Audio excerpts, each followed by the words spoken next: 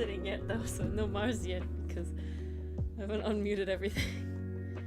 Hello, welcome back. Hey everybody. Look at that. See, your avatar's fixed. Okay, I was about to say I really hope it changed because I purposefully changed my outfit. So I figured out what happened. Oh, what happened? When I change the outfit for you, it automatically dubs that the outfit that I want you to have in this chat. Oh. So I had to revert that. Hello, Oscar. So Hi. good morning. Hello, Pastry Puff. How are you? How's everybody? Hiya, Pastry Puff. Happy Hi, everybody. Oscar. Pride again. Yeah, Yes. and Aragorn and birthday cake. Pride. Aragorn, if you haven't gone to sleep yet. But I don't blame you if you have. Because it's very late over there, whichever way you want to look at it. But, yeah, welcome. I made tea just in time. Shadow Freak, hello, hello. I was literally going making to make tea, but then I was like, I want seltzer water instead. I needed tea. I needed something warm. It's decaf tea, but I just needed like It's a also warm been drink. unexpectedly cold today. Oh, so cold today. I have not My enjoyed hands it. were cold. I was like, no. I wore like long pajamas last night because it was cold. Ooh, that's good. Yeah, same here. I'm like, what the hell is this? Pozole. This ain't right. Warm soup. Well, yeah, you know, when you get the spicy and the regular hot, it all makes you sweat. I made curry today because Dylan's birthday is next week, and we're celebrating him and I tomorrow, and then celebrating with him, his brother, because his brother's a twin. They're twins, and his family on Sunday. So I have other stuff to get done before then. How very lovely. You know, worth it, Pastry Puff. A high sacrifice. Yes, Dylan has a twin. He is one of our 2 table members of our D&D group. I call it D&D. Of our tabletop group. We don't play D&D anymore. We play Pathfinder now. But honestly, we all still call it D&D. It's one of those like It's just Kleenex easier. things, right? It really is. Yeah. It's just But kind so- of fits for everything. Ooh, we'll show them off because I need to be able to show this off in a place where there's no spoilers. So Dylan, I don't think you're in chat, but if you are, this is your warning to look away. I don't think you're here though. But you have been warned. You have been warned. You can't say you weren't warned now. Tried making baked Alaska and it half failed. Well, that Ooh. means it half succeeded. So that means it probably Exactly. tasted delicious, but it was melted. That's my guess. That's And my guess. if it half failed, that means you're halfway to figuring it out. Yeah, the first step at being sort of good at something is failing at it. So that's what Jake the dog said. Where am I? What am I doing? Exactly. That's one. Sting one of them? No, they Oh, don't. no. They're not those kind of twins. No, I don't think they have the psychic bond. But all right, so for Maybe. our We never table group, I make legendary trading cards of player characters. No worries, Aragorn. I appreciate you staying up as long as you did, but you should certainly get your sleep. So thanks for hanging out. Thanks for having fun with the Ace Attorney one. Chilling. I enjoyed Yeah, that. thanks for doing the Arctic phone with us. It was awesome having you. Yes, there is a campfire scene there that is being made. You can see Milana's butt right there, very visible. But that's not The what I will boys be are working on. I've But been yeah, having so- a good time. For the birthdays of the table groups and Christmas, I make player character trading cards that are like legendary trading cards. They're like tarot card sized, and And they're this awesome. time I actually got to redraw one. So I used to make them like traditionally, where I would print out the line art from the computer, but then I would color them in with markers and stuff and all this sort of stuff. But nowadays, honestly, it's more because laziness, because God, that takes forever, and I know that my quality is much better on this scale by doing it digitally because you can zoom in and out and everything like that. So I've redrawn them, and this is one of the ones that we have coming out for this birthday. We obviously have two because two people's birthdays. This is Yogi Bugbear. God, it looks awesome. He's very handsome. Looking at Hotsun. And then the other one is Dylan's character. This is Kos Bator. Kos of Bator. The Tiefling. And I'm really, really proud with this detail right here. The skull reflection on the rapier here. And the reason for that is because he died in the campaign. He died rather early on. This was Kazoo's best friend! Yeah, this is Kazoo's best friend. He died rather early on. And, so yeah, it's rough. So I wanted to make it... Spoilers! This is the first campaign I ever played in.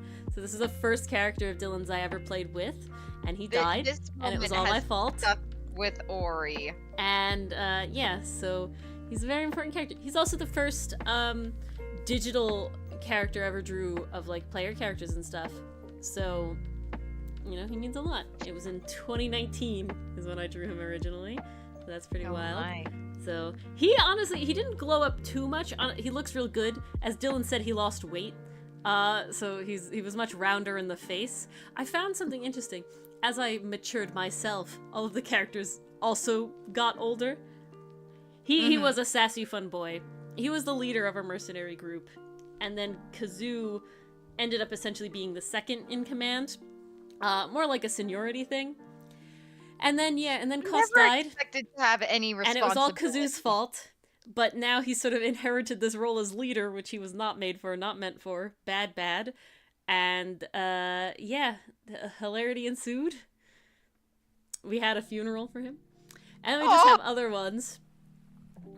Yeah, I put his body in the bag of holding so he could take it back into the funeral. This is Shakar. He's from the same campaign as Kos. But this is his old design. Look at that. Look at that old design. And look at what he's looking like now. Hot stuff. Dylan thinks he's going to be hotter than Neothol. And you know what? Maybe. Neothol didn't attempt to make hot. He just sort of came out that way. Neothol just happened to be hot. Shakar, I'm trying to be hot right now. Yeah, but we gotta see what happens when Ori intentionally tries to make something hot. Well, and then we got my beautiful boy. He will load it. Kazoo! Here's Kazoo. He won't get finished soon because my birthday's not until August. But he's holding Kos's jacket because yeah. So yeah, hilarity ensued. We had a funeral for him. Pretty much. So it was really dark originally. The party talked Kazoo out of getting Kos's body taxidermied. That was something he had planned on doing. But they were like, no, that's weird. Don't do that. We'll have a funeral for him instead. And he was like, all right, okay. The hilarity that happened after the funeral and everything was the fact that the other two members of the party always voted opposing each other, right? Everything was made on a vote. Every single decision, they were always binary decisions. One would vote one way and the other would vote the other way, and it would always be Kazoo having to be the tiebreaker. And he was not built for that. He was very not built for that position. It was very, very bad.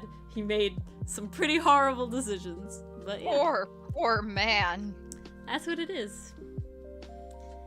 And, you know, I love playing bards. However, I don't enjoy playing horny bards, and I would have to say that every single roleplay character, you know, TTRPG character I've ever made or played, I would have to put as ace. I feel like that's, you know, it's just the vibe. They all give me that vibe. I'm that vibe. And with that, we'll talk about writing queer characters, the topic of the Comic Corner today. What a great lead-in. Yeah, really, though, Shadow Freak. Yeah, and Kazoo was not prepared for it. It was very not prepared for it. Nuh-uh. That poor man. Sad. Anywho. So yeah, writing queer characters. very much in theme for the month Yes, that for we are Pride currently in. Quite nice, quite nice. How to make gay bread. I wish I knew, Oscar. I really do. You make dough, and then you section it out into 7 pieces, and you put And then you food dye coloring it. in it so that you Yes. get red, orange, yellow, green, blue, purple, and then you put all those pieces of dough in the bread, in like logs usually if you want it all the way through the bread, in the bread pan, and just arrange them, and then you bake it, and then you get rainbow gay bread. There you all to go. yourself. Now you guys know how to make gay bread. I did work in a bakery. Look at you, Oscar, remembering shit. Remembering the Ori lore. The Orlore. I was The gonna say Lori. the Ori. Yeah, I got there. I got there. You got to the good one eventually. I'm proud of you. We got there. But, well, before I get into my little spiel, Oh. does anyone have any questions? Ori, you're certainly free to ask any question that comes to mind. But has anyone in chat, I'm curious, has any of you ever intentionally tried to write a gay character, or did it just kind of happen and that's just how it turned out? Did you make a character what was the and mind? it didn't really matter, but at some point you were just like, yep, they have this identity? I mean, that's certainly Ori's vibe. I figured that much out. Yeah, well, because a lot of times it doesn't matter. You know, in the stories that we're trying to tell, you know, especially in Outcast, that is not the focus of it, right? So It's I mean, definitely not the focus, but it is. Well, It's in the background. It's say one of Mars. those things where it's like, if it's well written, it could become the focus. You know, yeah, I guess they don't really need to have any sort of identities then, Oscar. Makes sense. Hey, maybe the tentacles. That's a want some vibe, pastry puff. identity. It's up to them. That's probably 90% of the reason that all of the TTRPG characters I ever play are ace. I just don't want to deal with it. And I would also say it's one of those things where it's like, you know, Dylan is my partner, and while he's the DM, so technically any NPC would be with him, it's still like your friends are around, right? So it's definitely one of those things like, I am very happy that Dylan was Edgeworth and I was Phoenix, so we can be very gay in Ace Attorney, because if it wasn't that way, I feel like it'd be really weird. It would be like, oh no, don't think I could do it. I think sometimes when it comes to writing a gay character, it can come down to projection. Like the old adage is, write what you want to see, write about your experiences, and if your experience is being part of that community or having that identity, then you're probably going to write about it. Just catching up on Shadow Freak's thing here. Yeah, that's my vibe, Shadow Freak. And so, Mars, I'll start with that. Yeah. I'll ask you the question, is what do you find you do with characters? Obviously, there's certain circumstances where it never comes up, like Miss Molly. I don't think it literally matters at all at any point in time. She is a child, right? So it literally is like She's a child. we don't She even want to ain't think thinking about it that. in any sense, one way or Nope. the other. But that's less of a giving her an identity and more of she's too young to even be concerned to label herself at any point, right? Well, that's one of those things where it's like, it's definitely That's also interesting. a vibe, Shadow Freak. Because in real life, it's like, absolutely, kids have crushes and they're starting to find themselves at very young ages. But if I'm playing a child character, like in D&D, one, it's not my focus because, like, I don't want to play my child character that way.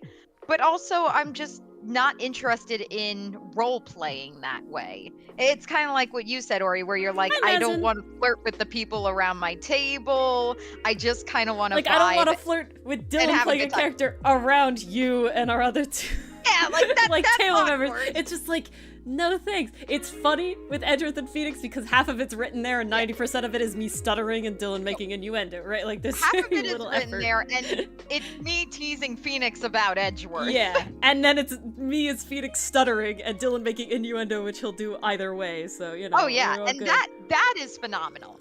But if it was like So Gilith, you see this really, really nice looking It's like, I'm already tiefling awkward. You across can the hear how we're way, all already and awkward about it. she's reading her book as she tucks her hair behind her ear. I'm just like, I ask her what book she's reading. I don't freaking know.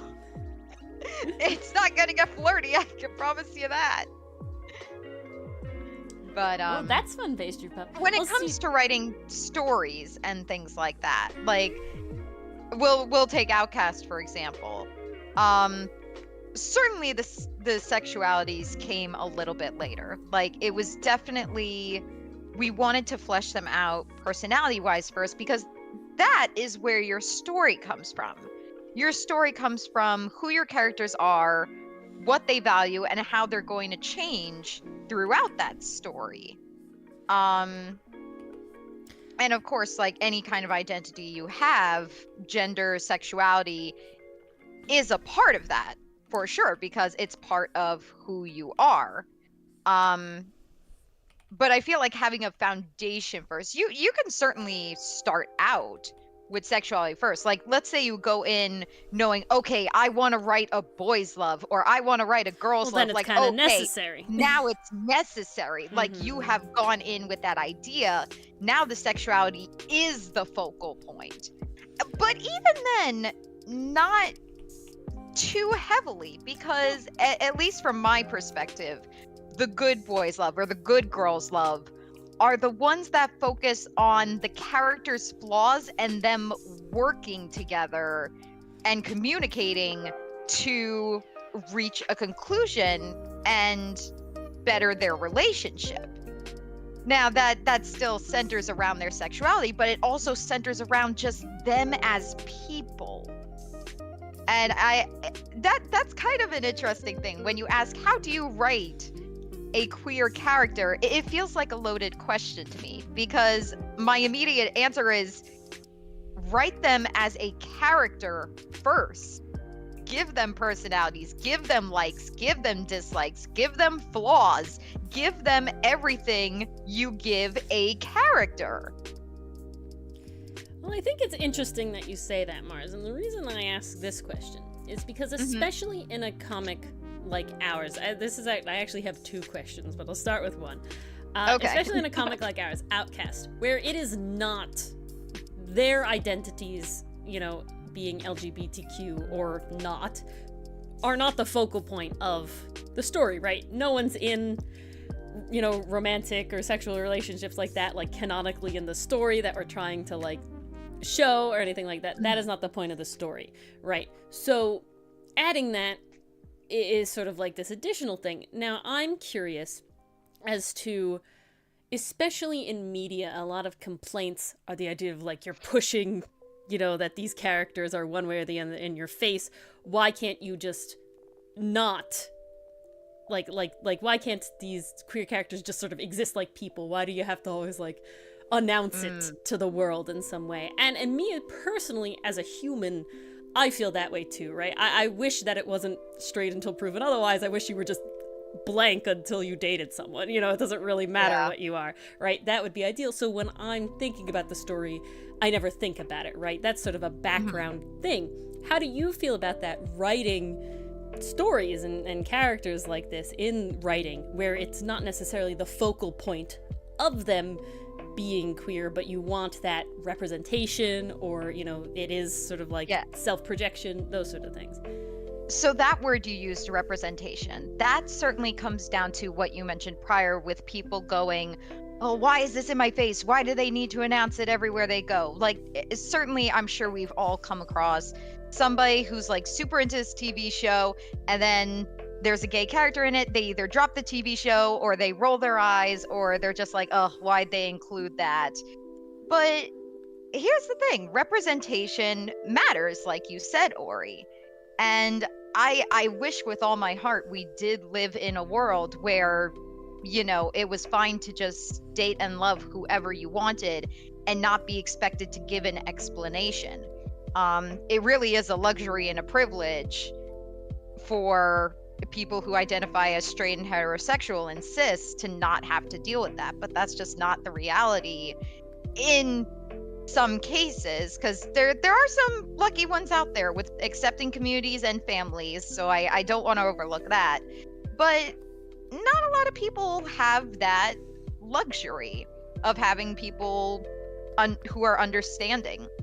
So the more it's in the mainstream, the more we show this is not only acceptable, this is how it's always been. Like, queer people have always been around. Like, it's not a new phenomenon. It didn't just pop out of the woodwork one day. They've always been here. We've always been here. Just like allergies. If that's the comparison you want to make, that's my favorite example. Is that, it's just like, where are all these, where are all the gays and the everything coming, and the trans people coming from? And it's like the same people who are like, oh, kids never had allergies back in my day. It's like, yeah, because they died. Because if you had an allergy, you died. Well, here's the funny thing about it, and I try not to make this conversation too heavy, but sometimes it's just unavoidable. At least nowadays, from a conversation perspective, we have the language to describe how we feel. We now have words like transgender, gender affirming care, the different sexualities, all the umbrellas they could fall under, and then the offshoots of those. Like, this is language we did not have back in the 80s, 70s, 60s. It is constantly changing, constantly evolving to meet the needs of our society. If you guys that's definitely one thing. Are looking for a very good comic to read for Pride Month, it is called The Heirs Game. And the reason I bring it up while Mars is talking about this is the fact that it's definitely like a historical fiction, right? So it's taking place in a time that definitely sort of vaguely mimics,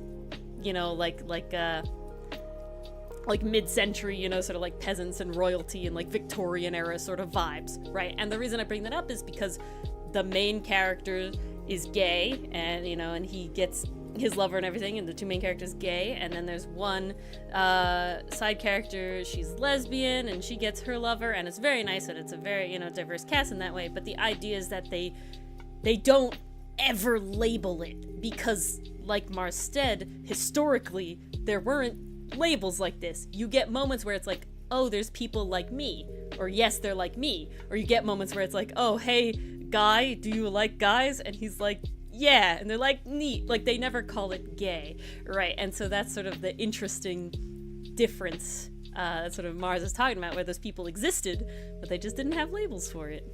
Well, this is why, and I've seen this happen in my circle of friends, when it's discovered like some historical figure might have been potentially gay or had a roommate, in heavy air quotes, people get excited. That's my because, favorite thing. Oh my God, this was the 1700s, like back when purity was everything, and everyone was straight as a nail. But here's this recently learned about person a trans who's like me. Roman emperor. Oh, see? Like, even going as far back as the Roman Empire. Isn't that wild? Like, and very obviously trans. She was a trans woman, and she like had her lover, like her wife, call her like ma'am, essentially, and like all and dressed in women's clothing of the time, like very obviously like a trans woman.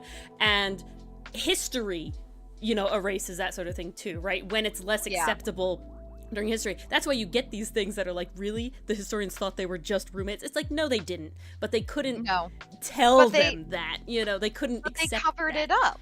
Exactly. They covered it up to meet their, and I'll call it what it is, agenda. It was like, no, it's a pot calling the kettle black. It really is.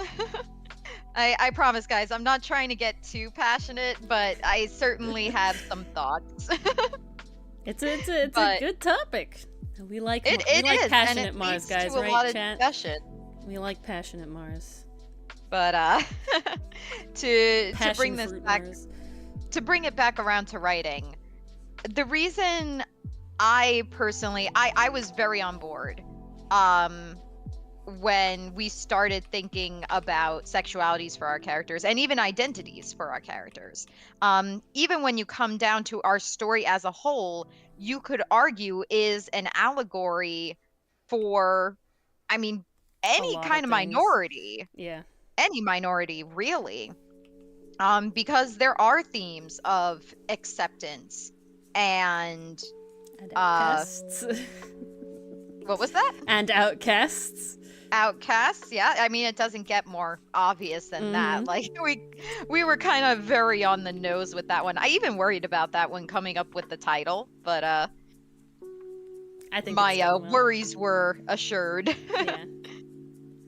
But I think that's why I personally find it important, because and especially with TV shows nowadays, like, yes, we're getting a lot of representation, but we're also getting a lot of cancellation of these shows.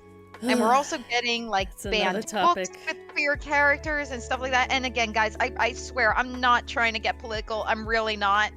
But God, does representation matters.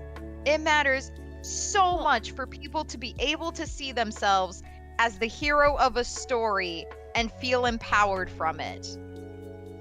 I am sure. I bet every single one of you listening to this has felt a connection to a character in some way, shape, or form where you looked at that character and you could identify with them and see yourself in their shoes.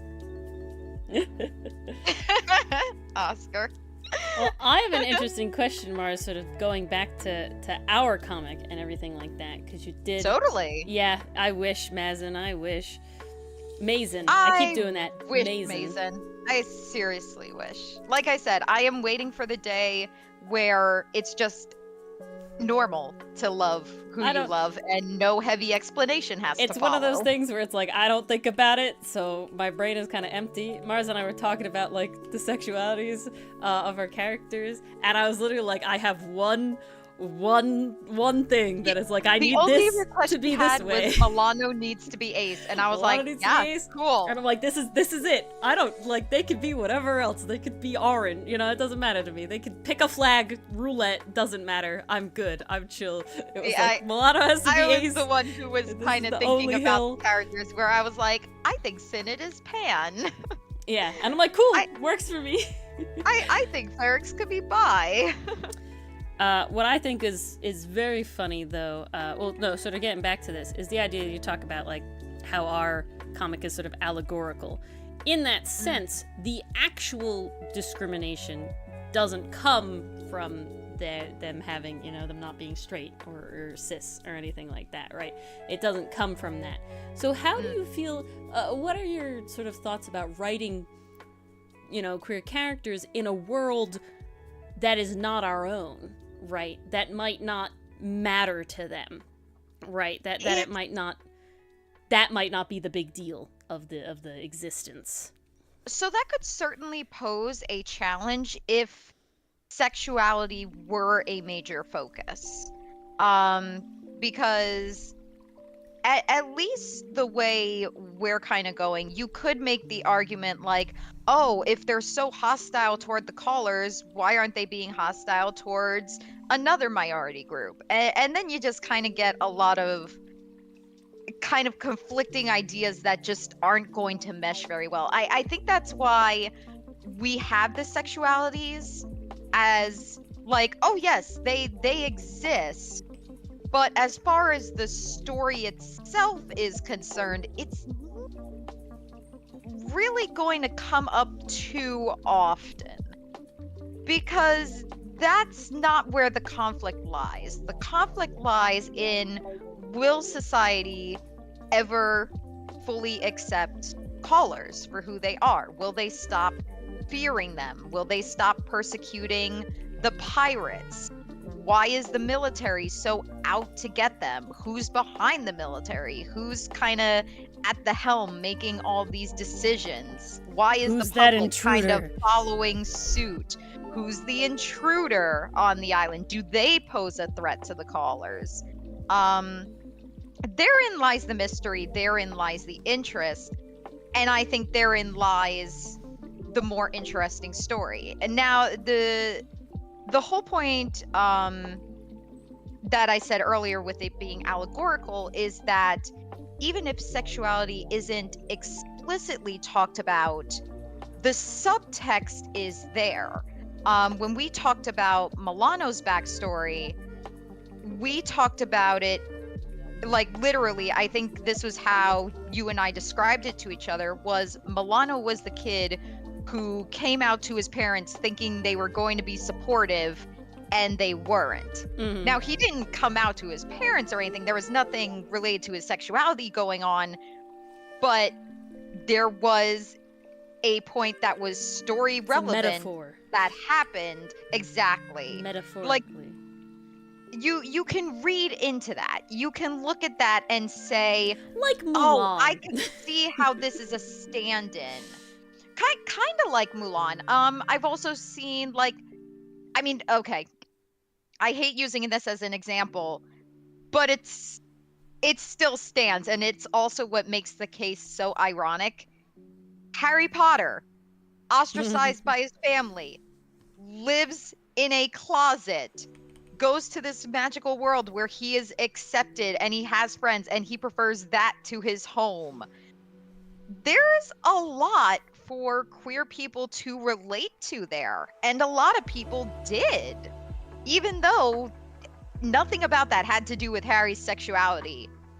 But it was still enough for people to relate to and find that connection to their own experience within that community. I hope that made sense. I feel like I'm rambling. I think it made sense. Made sense to me. Okay. And, of And course, again, chat, if you anyone have in any the comments has questions. any questions, please, Or by all means. comments, theories, Comments, projections. questions, could be about anything. Makes sense times 2. Ooh, times 2. I feel so honored. Look at that. Seconded. I have another question, Mars. Yeah, And that go is sort for of it. Specifically, the writing characters with identities other than your own, right? You know, you're very common. People have definitely heard the phrase "write what you know," right?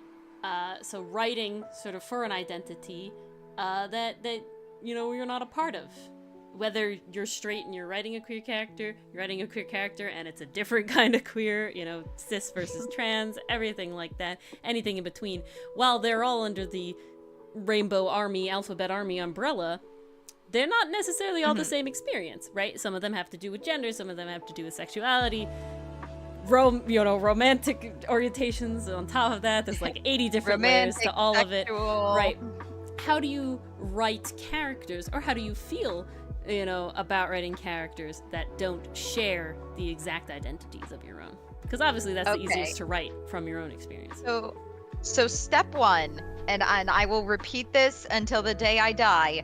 Write them as characters first. Give them personalities, give them likes, give them flaws, give them dislikes, give them everything that makes a character a character. I have beaten that into the ground. Secondly, if you really want to write about a specific experience, like say a gay person falling in love, or if you want to write about like transitioning or something like that, one of the best things you can do your research. Like if you're going that route, there's going to be terminology you should be familiar with. There's going to be experiences and emotions that you're going to have to get across.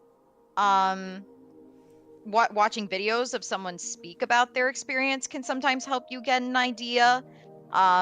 Reading blogs as well. And again, every person is different. Not everyone is going to feel the same way about an experience that another person will.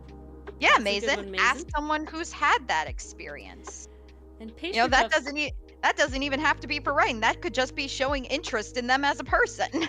That's very funny. I'm trying to remember. So Pastry Puff talks about how their first introduction to the queer community that they can remember is Wings of Fire, as they talked about how there's a character who had the pronoun she, was dating another character that was also a she, and you know, Pastry Puff was at a moment where it was like, wait, is one character actually a guy and I had not realized that, or something like that. And I was trying to think of like my first like moment into the whole thing. I don't know, I feel like I grew up fairly like a non-plus, right? Non-plus, whatever, like a laissez-faire, I guess, in the sense of the most thing I can remember is I definitely had only Barbies.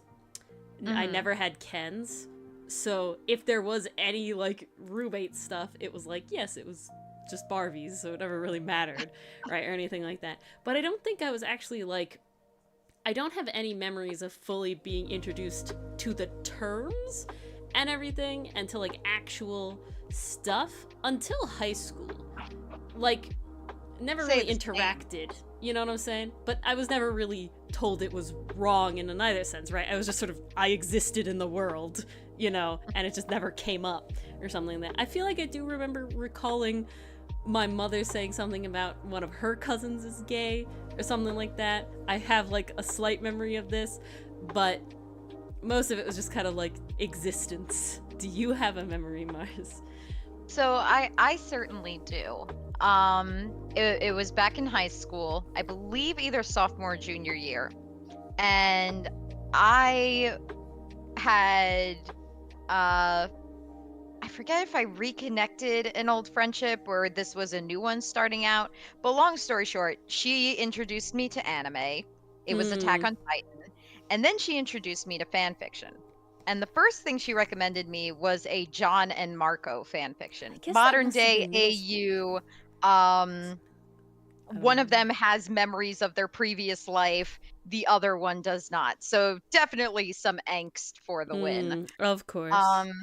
Mars loves her angst. But like seeing the tag and everything, you know, this you see the slash. My thought was, okay, so they're buddies, but wait, this says romantic love, kind of. What's going on? And Ken was like, oh yeah, my friend was like, oh yeah, they're dating in that. I was like, oh, okay. Like, I didn't think too much of it, to be honest. And then I started reading and I was like, oh wow, this is really well written. Like, this reads kind of like how a teen romance book from the library reads. So I think the quote unquote impressive aspect of that to me was that a random non-author had written that. Not so much that the characters were gay and dating, but more so, wow, somebody like me, you know, not an author, not a big-time writer, wrote this, and it's really freaking good.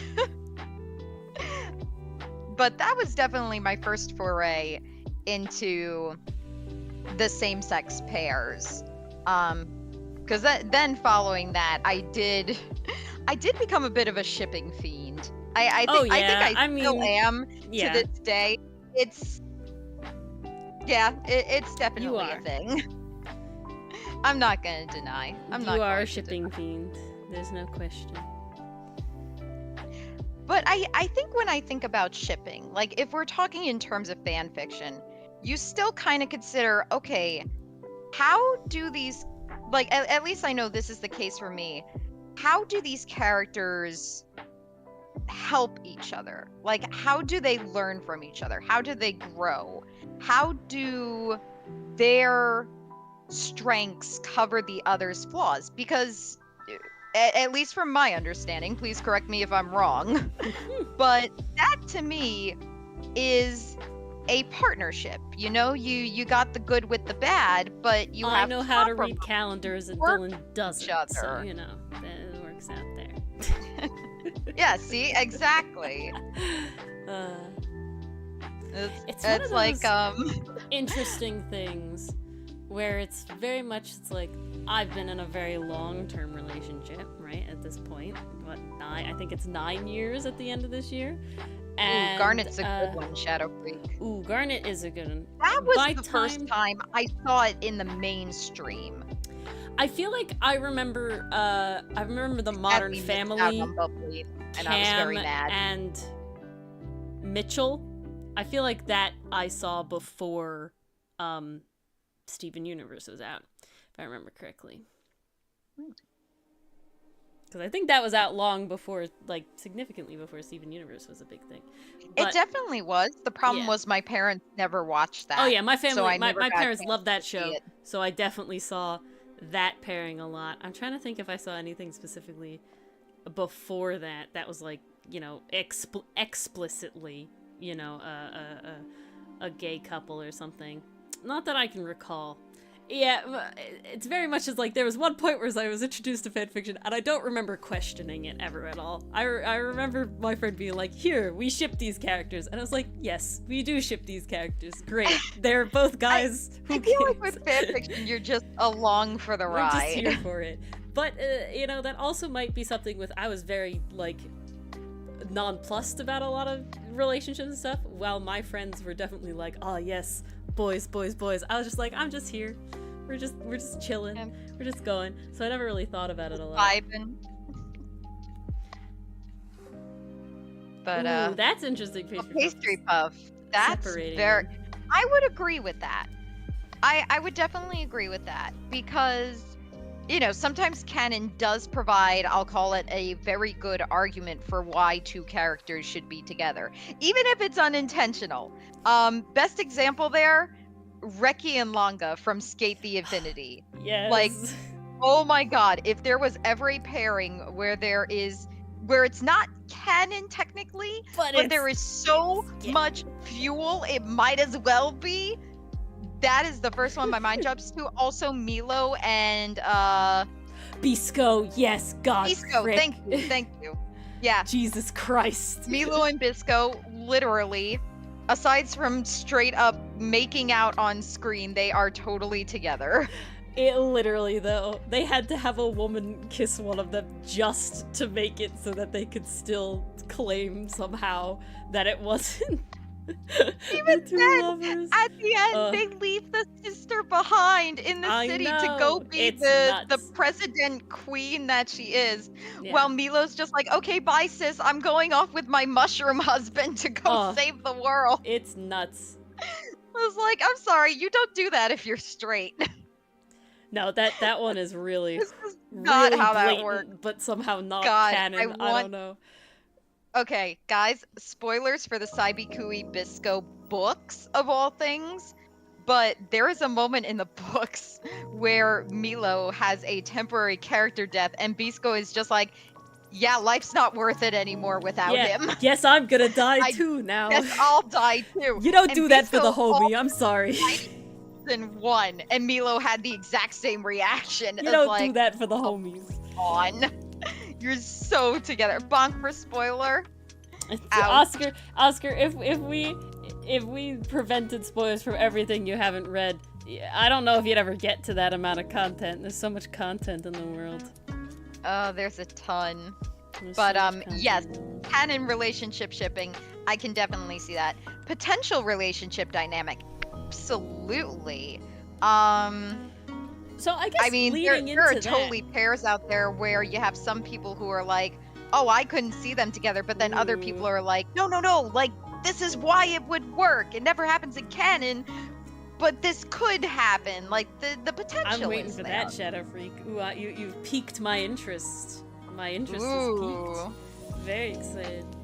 I am also going off of the, like, they're together but they're not canon together sort of vibes. What are your feelings about writing certain characters that way?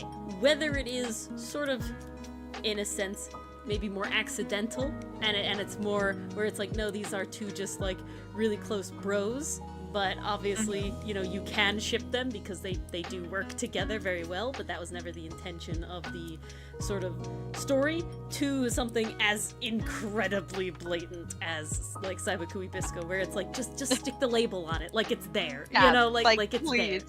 There. So what are your feelings about that, and about whether to stick or not stick the label on it, and things like that? So definitely by sticking, you are committing to something.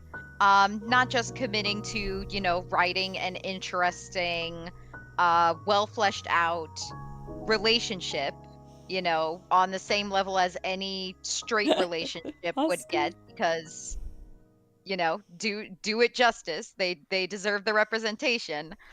You do also kind of commit yourself to, at least in the US, you commit yourself to, I'm ready to receive the public's wrath. I hate to say it that way, but it is kind of true. And not even necessarily, but also like that's not the always corporations as well. That I feel like is honestly the bigger issue overall. Honestly, I feel like as soon as if you are running a TV show, if you say, okay, I'm committing to having a gay relationship, also commit to having your show canceled after season 2. Yeah, don't expect many seasons. Don't anticipate a season 2. Yeah, the council will indeed decide your fate. Decide your fate. The mouse has spoken. Hey, that's another one. Gravity Falls, Officer Blubs and Deputy Derlin, they are, like, again, everything but the label. It's like damn, Alex Hirsch, man, really a pioneer in his time. But it's definitely the safe way out, because like you said, there's no label, but it can be easily edited out, or it could be overlooked, or it could just be, oh, they're really good friends. Like, there's not enough there, so it doesn't offend. Exactly, Oscar. But it's also not enough to claim representation. It's very mild. Yeah. In my opinion. There was an interesting together. sort of they cooked muffins, they screamed, "My darling, my blobs!" That was a beautiful moment. Great. But there's an interesting sort of thing brought up. I read the comic called Aurora, which is by Red from Overly Sarcastic Productions. If you don't read it, highly recommend. It's really good. It's really great. I love all the characters. We're having some real good times, and I'm shipping hella hard. But these two characters, they're doing stuff right now. But the point is that one of those two characters is trans, and Red specifically expressed like a having to figure out how to bring up, like, organically that this character was Red trans. Has comic pastry. And Red has a comic. It's called Aurora. You can find it if you search comic Aurora on the internet. It has its Aurora, like the Aurora Borealis. I hope I'm saying that enunciated enough. And it's really good. It has a lot of chapters so far. And man, when you look back at the art, like the old art, it just gives me hope for life. Like, I feel better. Does that make sense? I feel better when I look at comic artists that I like really look up to, and I go back to like their first pages and there's a noticeable difference. I'm like, okay, I feel better that like I didn't notice this, so people aren't gonna notice in my comic. But yeah, so one of the characters is trans, and they sort of have this moment where they're having this like bonding moment with this other character, and Red expressed sort of the difficulty of trying to find an organic way to bring up that this character was trans, right? Because they wanted, Red wanted it to have, sort of representation in there. Like, she specifically made this character trans, right? Like, that was part of the character's backstory in life and everything like that. However, it wasn't done in like it wasn't that the character was actually discriminated against in any way. More just that, like, because there's magic, right? You use magic and you got to change, and it's like epic. Can we have that? Thank you. But that'd be awesome. Lovely. But so, that's sort of interesting thing. When there is a character that you specifically have put in there because it is important to their backstory, right? And thus you want to show the audience this side of them that, isn't necessarily always naturally brought up, right? Like in a ideal world, is not necessarily the moment where you bring up that you're trans if you have transitioned, right? Like obviously if you haven't transitioned, that's, more of like you need to talk to somebody about that to like get to the point where you can transition. But being already transitioned and knowing these characters only post-transition, right? Sort of how do you get to that point where you bring it up? Same with like if you your sexuality, especially if you're things like asexual or aromantic, where technically you would never, you might never want to be in a relationship, and thus the point is not being in a relationship. How do you bring up something like that that is sort of this absence of something, right? Or the idea that it's not necessarily right there. Like you can have someone who's gay or lesbian kiss someone of their same gender, right? Or go out with someone of the same gender. That confirms it, right? They never technically have to say anything. but these other ones. Sort of how would you suggest going about that, Mars? That sort of thing. So I know me personally, if I were looking for that opportunity, if I were purposefully trying to see, okay, I really want to mention this point, where can I fit it in? I'm never going to be able to.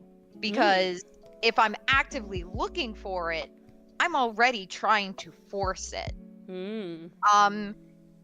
If you've written your characters in a way that they are believable, that they are fleshed out, that they have multiple dimensions to them, and the layers, it'll work out organically. You will eventually find yourself at a point where you're writing and all of a sudden you're like, oh, I could mention this here. This is the moment I can do that.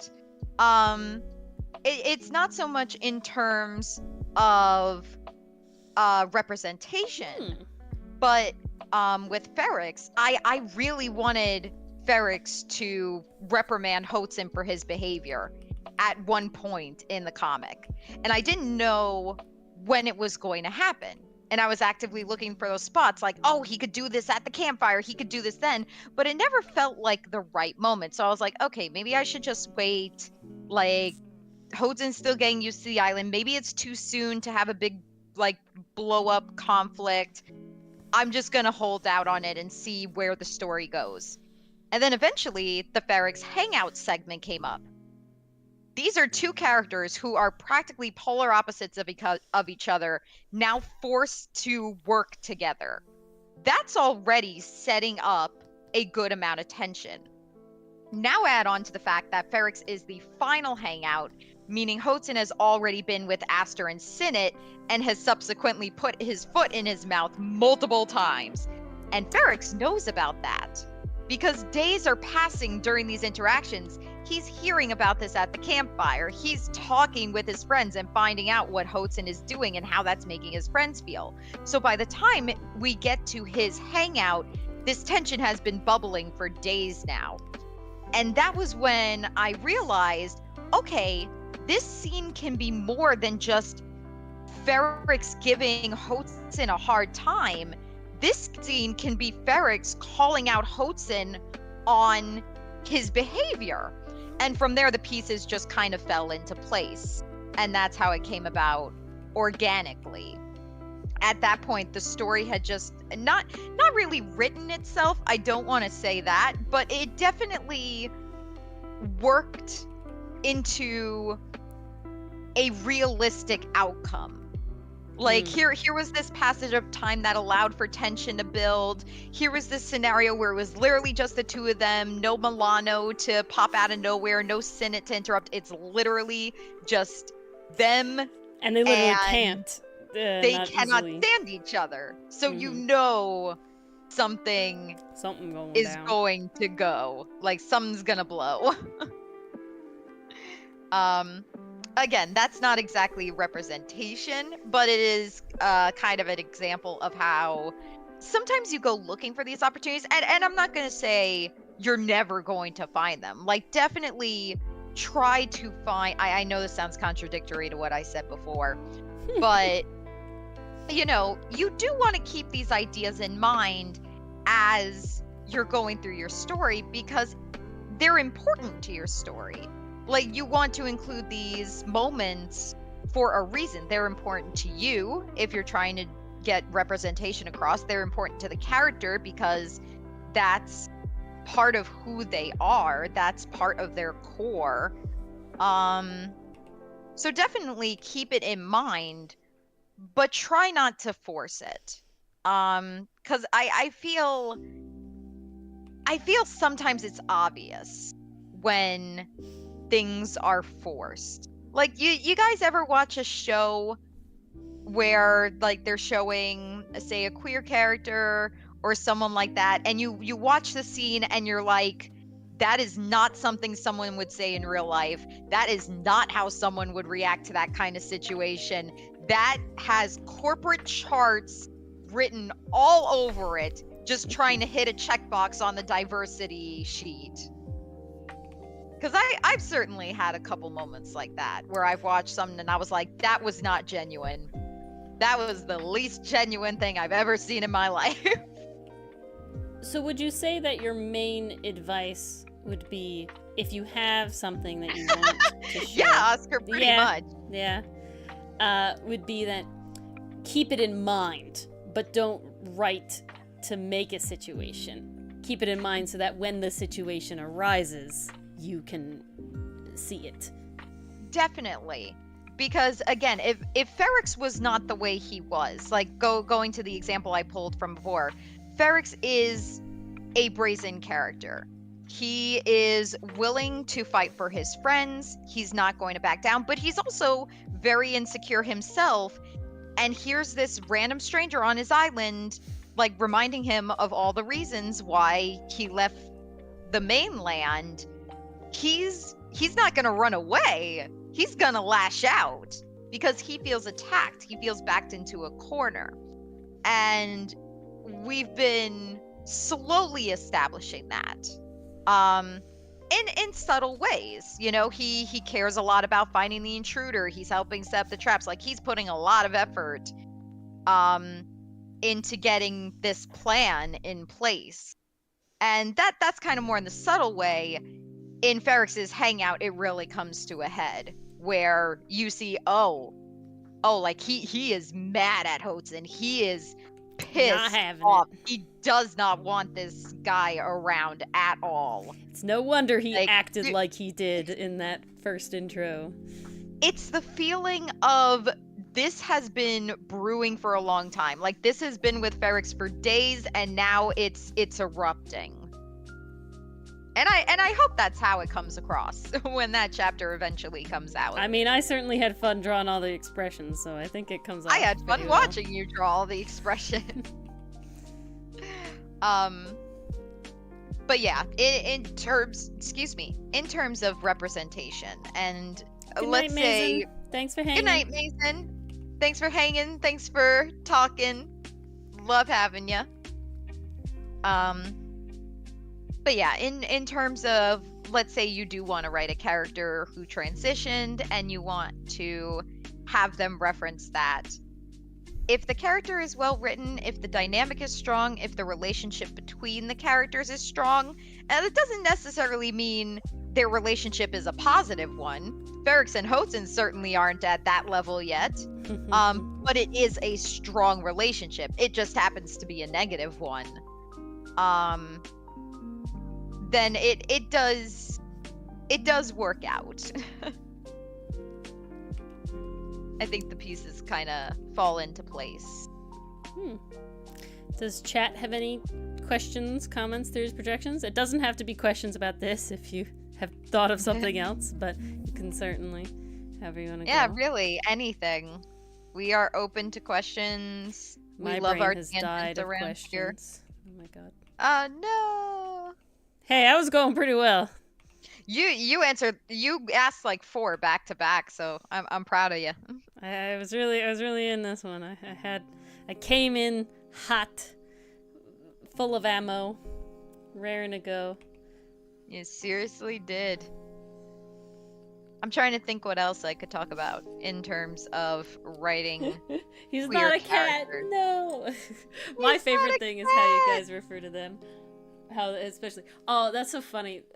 Very side tangent, but I keep looking at like the Spanish version of Outcast, right? And we keep fluctuating around, like we're like 185, and then we're 186, and then I look back and we're 185. And who's this person that keeps coming in and wanting to subscribe, not wanting to subscribe? Come on, guys. Oh, it is hilarious. I can't get over it. Make up your mind. Make up your mind. I promise we have good stuff. I'm happy the English one has gotten some stuff. Oh, okay. Pastry Puff. Have you ever been annoyed by how often fandoms can ship basically any characters that have any chemistry and make no content of the character's platonic dynamic? You know, I do see that happening a lot.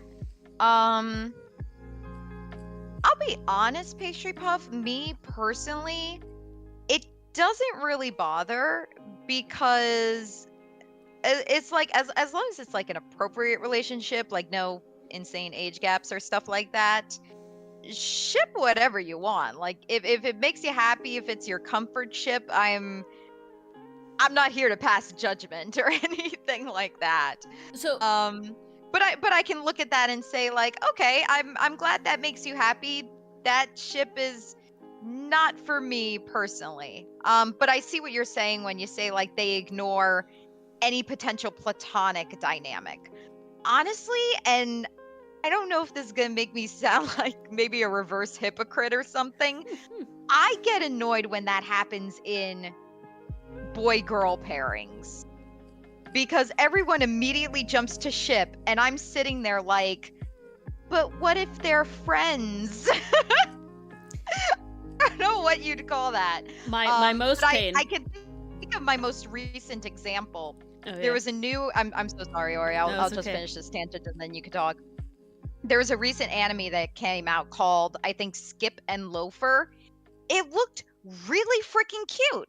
You know, this girl moves into town. She thinks like she's a type A personality. I'm going to like rule the school. I'm going to get everything done. I'm going to do this. I'm going to do that. And then here's this other guy. He's got a very like golden retriever puppy Okay, dog now I know what attitude. anime we're talking about. I've seen Very the clips laid of back, this. very like just chill, enjoy life. And like she gets flustered. She doesn't know how to respond to that because that's not her personality type. And I wanted to watch it because it had such good vibes. But the reason I didn't watch it was because I could not tell if it was a romance anime or not. So I started asking people, is this a romance anime or do they stay friends? Because I would prefer personally if they'd stay friends. I think that would make the story way stronger if they were just friends. The one I feel the strongest about is Rey and Kylo Ren in Star Wars. That one hurt me really hard. That one hurt me really hard. The reason that one hurt so bad was because it was set up to be a brotherly sister exactly. And they 180'd teased us. me in the sense of like they had a moment right at the end where there was like, I'm like sitting in the theater and I'm like, don't kiss, don't do it. And then they didn't, they hugged. And I was like, perfect. This is exactly what I wanted. I'm so happy. Top tier. And then like 15 minutes later max, they kiss. And I was like, why? Why did you tease me like this? Why did you do this? I think, so to answer your question, Pastry Butt, I think, and this is a good one with Ace Attorney, is that there is definitely shipping of Gumshoe and Edgeworth, right? I personally do not ship Gumshoe and Edgeworth in any sort of way. They are bros for life, top tier shit, right? I'm here for the bromance there. But obviously people do ship it. I don't find that I'm upset necessarily by them being shipped together in any sense. It's not something I would look for when it does sort of come up when I'm doing like random Ace Attorney stuff. Every once in a while you look up a character and Google's like, oh yes, here you are. And yes, that one's top tier, Shadow Freak. That one is top tier. I do love that one a lot. Underrated. Very underrated. That one's really, really good. Yeah, and that was a sad thing that happened with iCarly and how Freddie got together with both of them throughout the whole thing, right? They had both of them happen. Made me so angry when they were like, no, Sam liked Freddie the whole time. I'm like, no, she didn't. Well, it's that classic, like, oh, they pushed you on the side on the playground, so it means he likes you. You know, like that sort of shit. Was the can I just say what a horrible message that is? Like, can we please stop teaching our kids that if they hurt you, it means they love you? No, that we are setting them up for failure if we're teaching that. No, it doesn't work that way. Why they shipped characters? Yeah, I see what you're saying, Pastry, see that. and I can definitely see the problem when it comes in to be like there's no content of them being bros thoughts on that. or pals or just mates or whatever. if I could just add a quick thing Yeah, go here, ahead. it definitely comes down to how we as a Exactly. society, a collective society, value romantic over platonic relationships. Romantic relationships have so much damn emphasis in society. Your romantic partner is the person you'll spend the rest of your life with. Um, you're going to have financial responsibility together. You'll live in a house together. If you guys want to raise a family, you'll be doing that together. Like our society puts so much damn pressure on romantic relationships. Platonic relationships in our current society are viewed as a dime a dozen. It's like, oh, you lost a friend? Plenty of fish in the sea. And it's like, I really wish we valued platonic relationships as much as romantic ones. And I But think the weirdness it really sort of comes down gets- to, I think, well, here's the other thing. We also have, so there's a thing we do in communication called social cues. It's how I we won't interact judge you, with each other. It's how we communicate with each other. But things like placing a hand on your shoulder, brushing hands, holding hands, leaning on another person's shoulder, putting an arm around your shoulder. I apologize for how many shoulder examples that are in here. It all But you involves the kind shoulder. of see My shoulders it all are involves the shoulder. exposed. Shoulders are romantic. No, I'm kidding. But you see where I'm going with this. We ascribe certain behaviors as this is a I love that romantic take, gesture. Jennifer. I love that take, We though. we assign these gestures as having a romantic feature. So when we see someone in a platonic relationship who are very comfortable with each other, very Called out Mars. relaxed with each other, we start thinking, oh, well, that's as I know it because of media, because of everything that's been reinforced throughout my life, has told me that's a romantic gesture. So they're not just friends. There has to be something romantic going on there. I think that's why so many people say if they care so much, they must be romantic. Now, I will certainly say when it comes to the shipping debacle, I have certainly looked at characters like hug each other, lean on each other, and been like, okay, I ship it a lot. I mean, please, anytime Wolfwood holds Vash, I'm like, ship it to FedEx and back. I love it. But see, I think the we issue should definitely place stems. emphasis on platonic relationships. I think it's sad that we don't value them as much. See, my thing is definitely that. Well, yes, what Mars said is true, and I think that goes even the other way from, like, you know, romantic versus sexual and everything like that.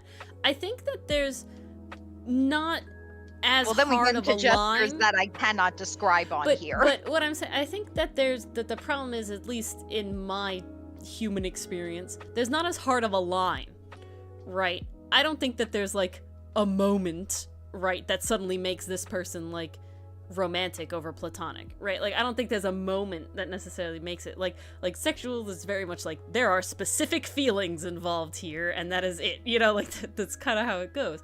But romantic and platonic, like, there is a lot of care for this person, right?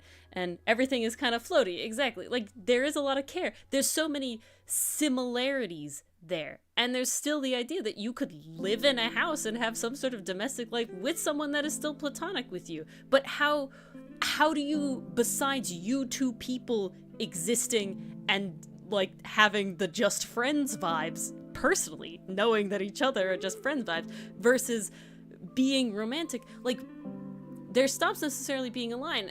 Like, is kissing a romantic thing, or is that more on the sexual thing? I recently watched, like, a little Pride short about asexuality.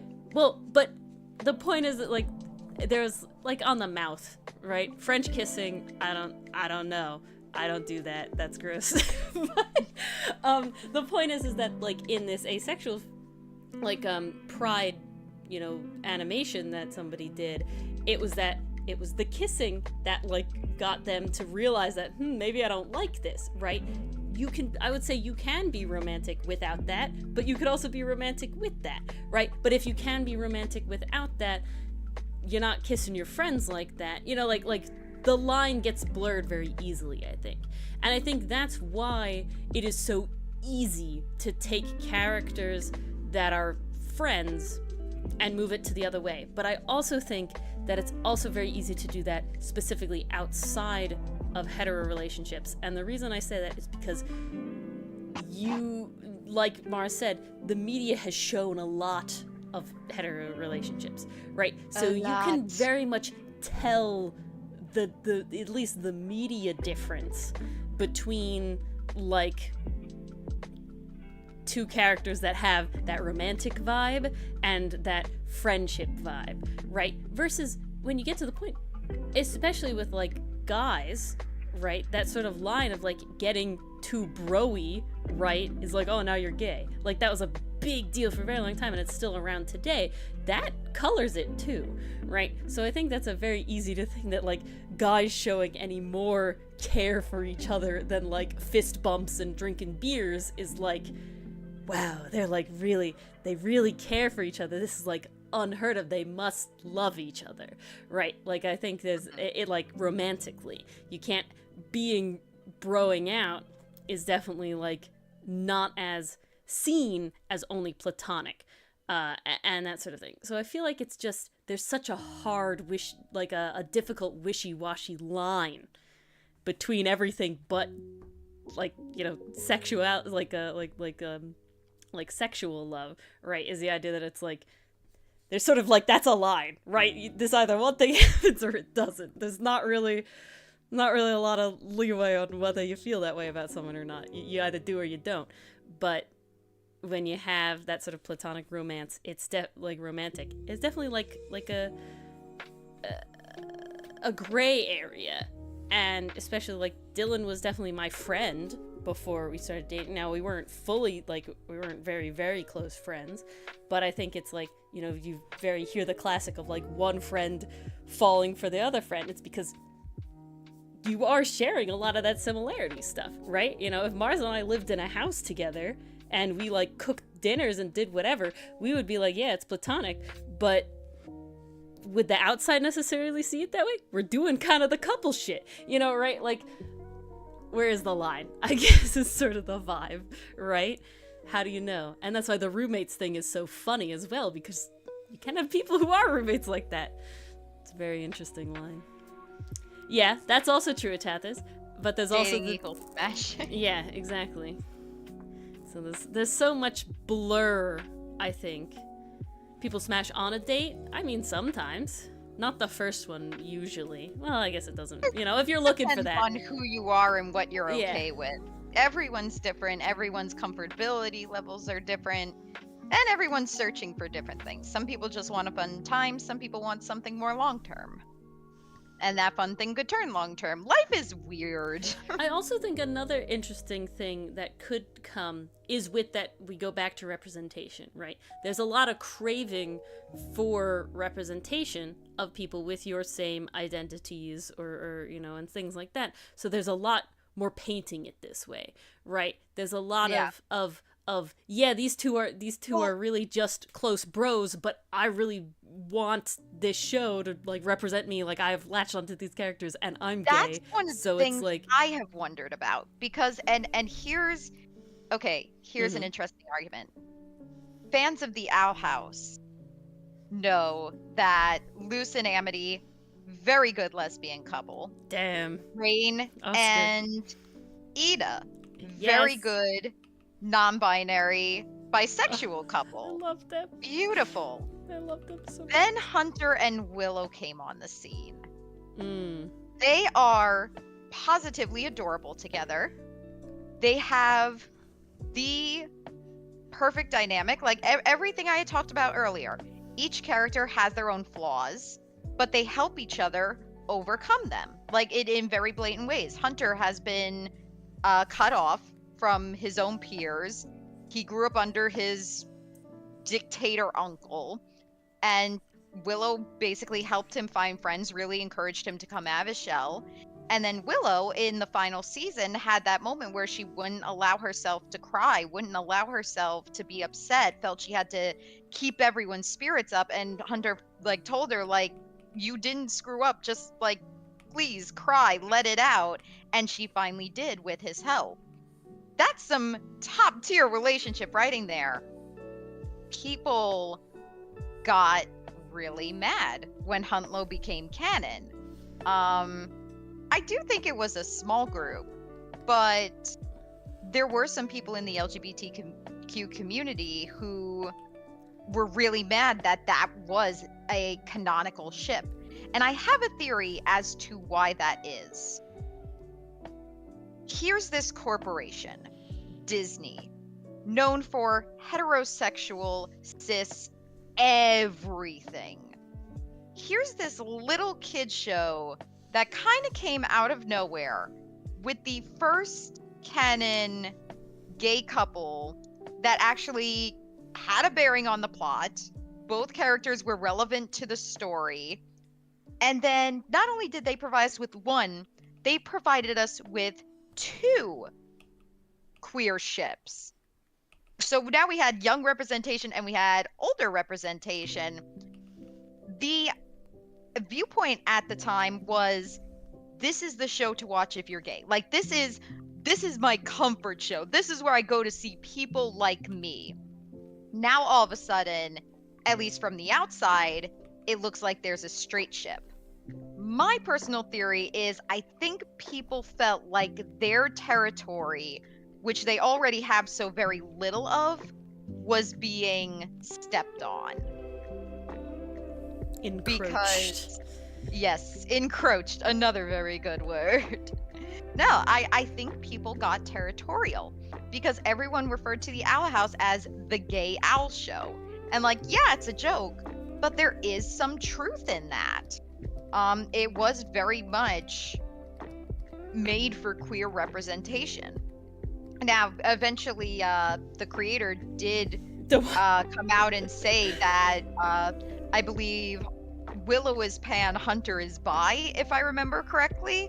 So, you know, not so straight as we think. Oh, that's always the difficult one too there, right? Like the... Oh. Yeah, right? But it was a really interesting... Like, this is something I would want to do a thesis on. How many people were actually mad because they were like, oh, it's not a good ship? How many people were actually mad that they felt like their show was being taken away from them? Because it's like, why do we need to include a straight couple? They have so many other forms of media. You give us this one thing, and then you put a straight couple in it. I can see how that would annoy some people. Is it a bit of an overreaction? Is it uncalled for? Well, yeah, because the criticisms they started launching against the couple, which is like, it's not well written, there's an age gap of 1 year. It was really, it was really like badly. I have a very interesting Owl House question. Okay, Go this for is a it. very, and I think this is for chat and everybody too who's watching the Owl House. Now I know that there are weird people out there and everything like that, so we're going to bar certain areas of the shipping world out of this conversation. Hootie and Lilith. Now, they, in my opinion, are very obviously they're very platonic, right? They're like best friends, they're pals, but I can totally see that, especially if Hootie was not this weird owl worm, a lot more people shipping them. See, that's something to me that the line is drawn for the majority people by the fact that Hootie is not even humanoid in really any way, right? That he's kind of this very goofy worm owl thing. But I feel like that the second that he wouldn't have been, a vast majority of people would have been shipping them because of their interactions. Now, how would you necessarily, Mars, go about proving this sort of difference between like a romantic relationship between the two, you know, characters like that, and a platonic one? Like, how do you lean one way or the other with that sort of thing? It's very funny because I mean, we write about male characters ourselves, and Well, I there's think nothing what else we're to comment trying to after that. do, I think what we're trying to do in terms of quote unquote pushing the envelope is we are allowing our male characters to be affectionate with one another. We are allowing them to have crying moments, vulnerable moments, moments where they lean on each other for support. I could see someone looking at that and saying, "Oh yes, that is very shippable. I will now ship this." Um, I it's one of those things where I'm like, unless I feel super protective over this, unless I feel like, no, this identity needs to be preserved, if somebody wants to ship like our characters, I'm not going to discourage. I mean, if you see enough of a connection I there, find shipping one of the highest forms of I've honor outside of fan art well, and yeah, fan fiction. no, seriously, if you start shipping our characters, Even ones we I don't will intend or that we I ship. will interpret it. I will interpret that as I've Flattering. done my job. No, I have done my job. I have made the relationship between these two strong enough No. that Yes, we highly people. both ship Mulatto and Hotsun. This is no question. Oh yes. This is not hidden. I'm not trying to keep that a secret. That nothing. No, No. we do ship Hotsun and Milano There's very, no very question. much because we can see a scenario where Hotsun and Milano I could think be canonically, together. after the events of the comic, they totally could get together pretty easily. But they're not in their point in their life where this is a thing. Oh, certainly not. But there are definitely elements there that make us want to ship them. Now, will that happen in canon? Probably not. I mean, you know, if someone decides demands an epilogue, I'm not opposed to considering it. It certainly couldn't hurt. The intruder in Senate? Oh no, we don't even know who the intruder is yet. You're gonna ship him with Senate? My interesting thing, the scientist boys. and I think this harkens back to Pastry Puff sort of comment, who was the stem of this whole thing, was the idea that the only two characters in the comic that I actively like sit here and ship are Hotsun and Milano, right? The rest of them, I'm just kind of vibing. Now, what's interesting is the fact that they are touchy and comfortable with each other. It is shown highly that Milano is a very touchy guy, right? That Ferrix gets in your space and and he's doing stuff and he will touch you too, right? That Yes, look we at have very how touched close our voice. Ferrix and Milano get, right? When they're like ribbing each other, sibling style, right? Dylan even specifically talked about how there were multiple moments in that upload that were to him very even romantically and sexually charged, and I'm sitting over here and I'm sitting over here like, well, but it wasn't supposed to be. It was not meant to be this way. But how do you do that without removing the whole point of the touches? Yeah. Right? Like and that's the thing. We as a society kind of need to unlearn what we think about certain gestures as being romantic, as being flirty. Like, it could certainly be playful. Yeah, that's a vibe. Pastry. Something as simple as neat indeed. I will support you. I will be a good friend and be here for you. Doesn't need to be charged with romantic sexual energy.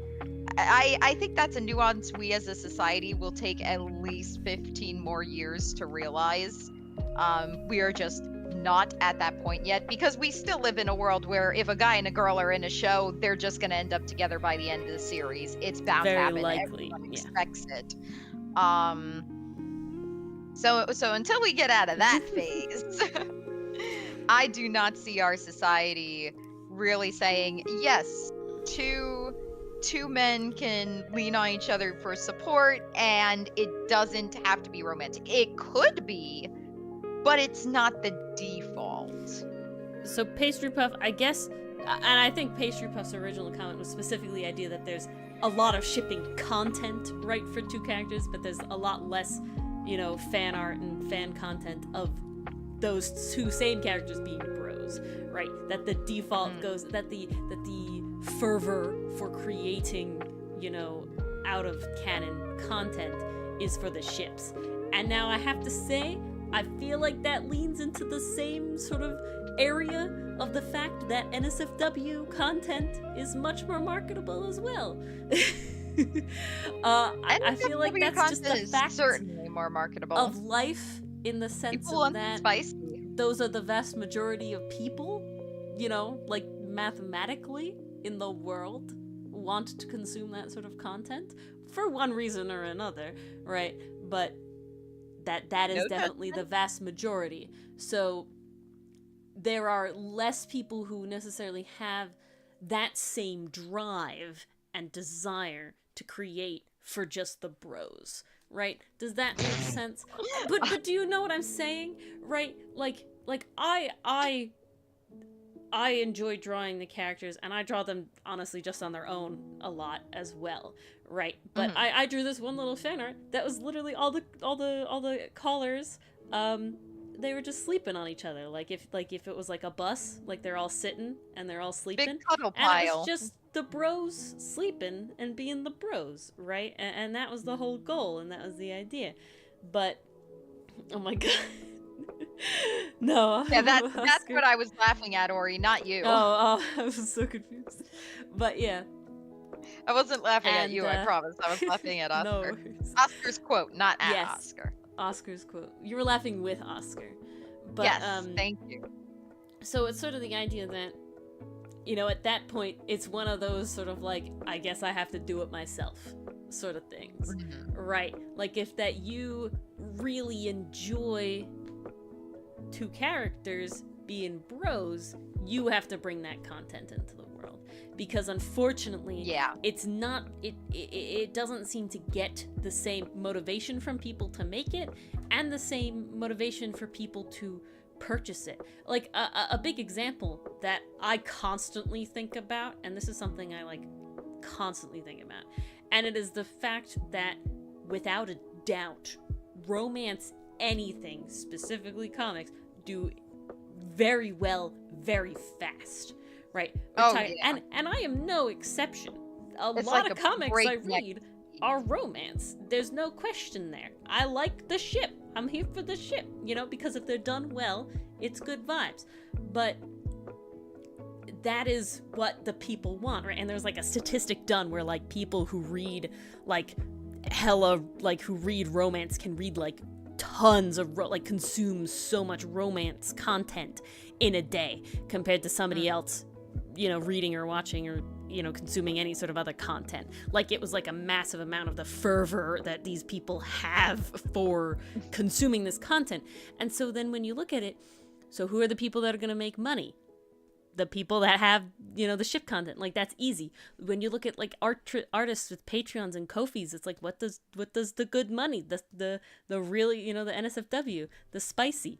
You know, I look at artists that their whole thing is BL, and they do incredibly well because there's a lot of people who are like, I will read 80 freaking BL comics in any moment, and I will spend my money on all of them, right? Like me. That is I am people. The people who exist in the world. So there's constantly this sort of thing in the back of my mind where it's like, you know, stories like Cast Off, stories like Comic Aurora that are not BLs are the ones I have to look to be like inspiration of like we're still viable.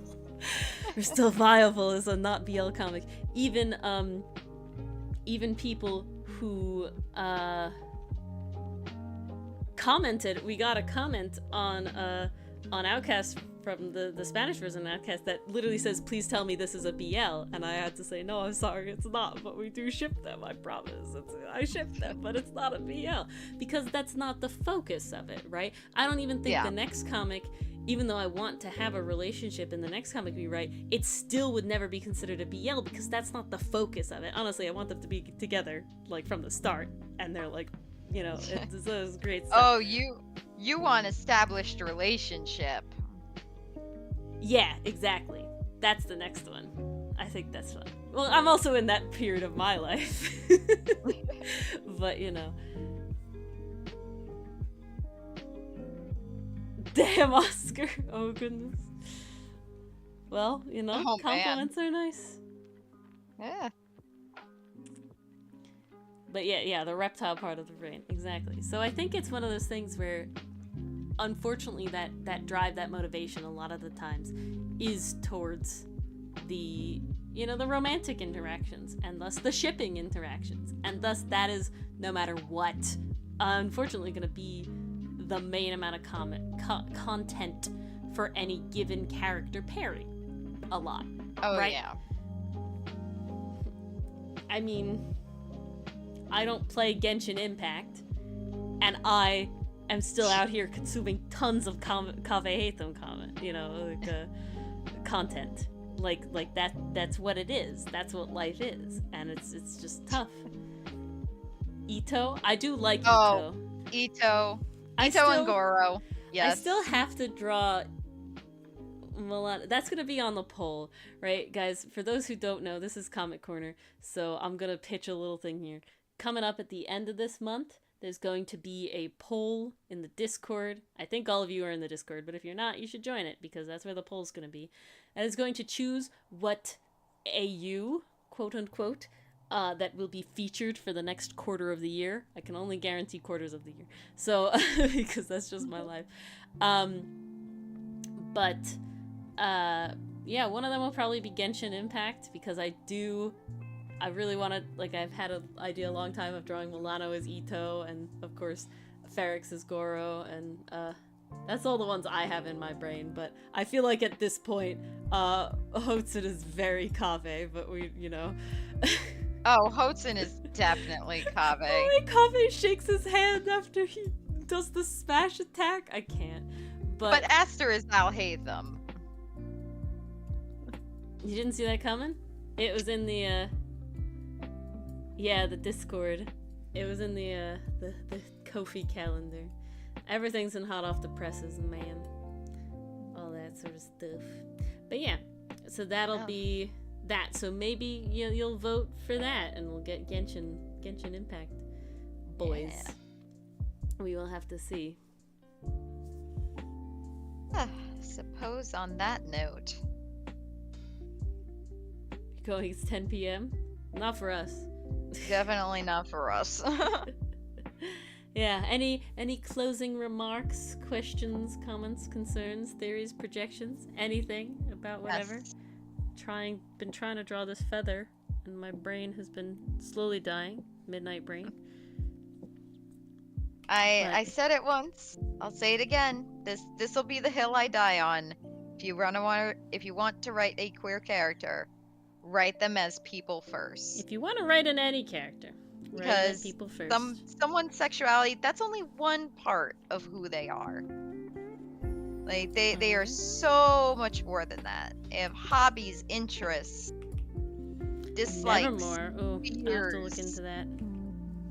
Consider that when you write your characters. Alright, guys. Thanks for hanging out. Thanks for chilling with us. It's been great talking with you all again. I'm pretty sure every single one of you is in the Discord, so it all works out. Yeah, that works out very nicely. Oh, another rep for Nevermore. Grand.